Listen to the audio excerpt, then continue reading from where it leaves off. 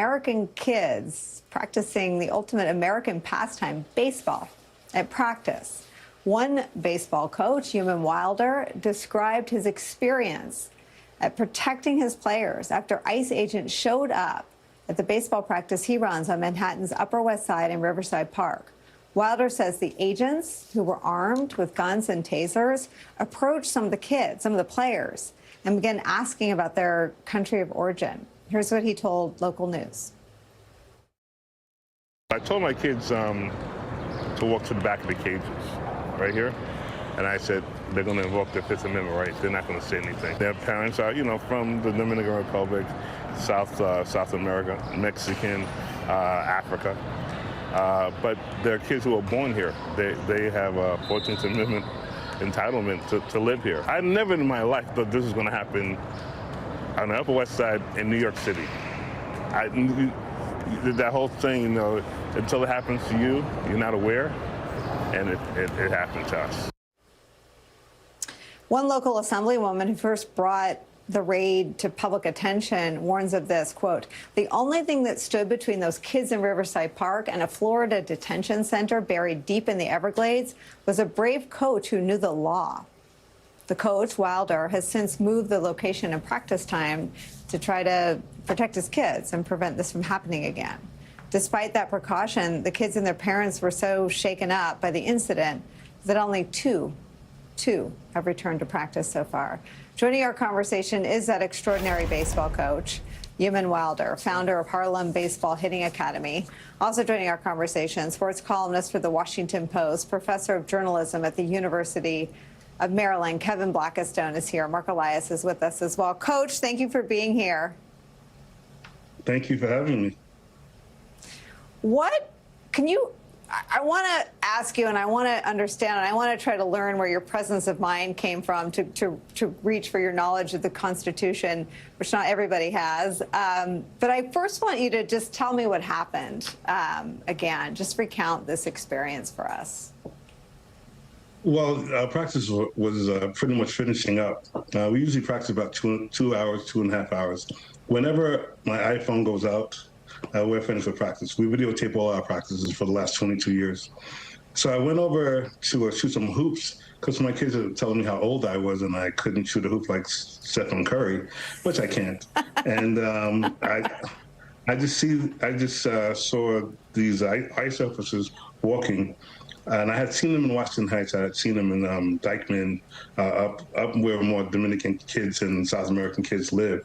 And when I turned around to get the ball and I turned around again, I saw them approaching my kids. And I just went over and I just heard them stating, "Where you from? Where your parents from?" And I just stepped in and said, "This is very inappropriate to ask these kids anything." And I said, as a person who's supervising them, I'm just going to have them implement their Fifth Amendment right and not say anything to you. What did the agent say when you confronted them and said these kids have rights, and you got between the agents and the kids? Yeah, his wonderful words were, "Oh, another YouTube lawyer." What did they do? Did they leave? I mean, were they ultimately persuaded to leave the kids alone? No, they kept changing the goalpost. It became a thing. If they have nothing, the old thing. If you have nothing to hide, you should see. Just trampling the Fourth Amendment right. Didn't really care. The whole thing came up like, I don't care what you say. I don't care what the law says. And the only thing I had that day was my uncle Pete in my ear, who's my bishop, my mother in my ear, the Constitution, and prayer. That's the only thing I had that day. And tell me how old the kids were and where you guys were. You were in a park on Riverside and 72nd where there are a bunch of ball fields, right? Well, there's batting cages there. We usually work in Harlem. We're the Harlem Baseball Hitting Academy. And, I always tell people it's very important that we don't want to be sought out as a victim. This academy's been around for 22 years. We graduated 400 kids out of college who walk around with degrees from Stanford and Princeton and Harvard, all African American and Latino kids. So we're not going around saying poor little us, because we do very, very good work. Our thing is, it should not have to have a person who has a master's degree in law to know rights, and this can happen to anybody. If it can happen on the Upper West Side of 72nd Street, it can happen to anybody, and that's why we have to. There's got to be a better way for the administration to deal with this, and there's got to be a better way for people to understand their rights. Coach, what did people? I mean, it's a really crowded area. A lot of people run in that area. There's a lot of organized practices, and there are other folks trying to practice in that area. What did the bystanders do? They were. I'm a New Yorker, bone and bone, and we're tough people here. But I saw cowards, and I hate to say that as somebody who loves the city.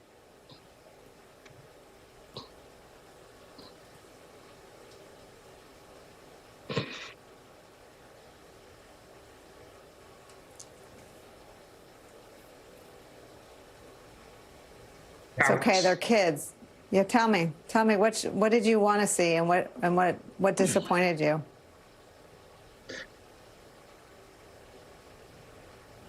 Obeying to authoritarism, to authority that was out of line,